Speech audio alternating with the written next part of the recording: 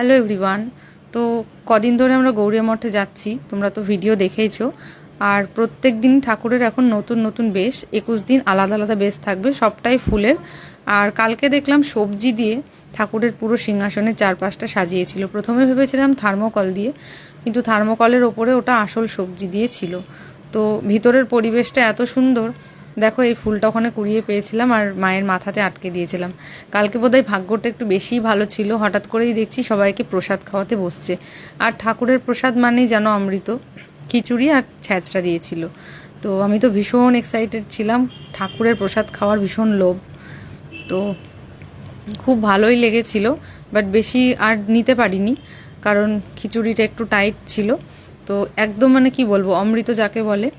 তারপরে দেখো এখানে কিন্তু কালকে প্রায় 10টা পর্যন্ত কীর্তন হয়েছে, যেটা কিনা প্রতিদিনই মোটামুটি 9টার মধ্যে শেষ হয়ে যায়। তারপরে আমরা খাওয়া দাওয়া করে বাড়ি চলে আসলাম রাত্রেবেলায়, ওখানেই ডিনার হয়ে গেল।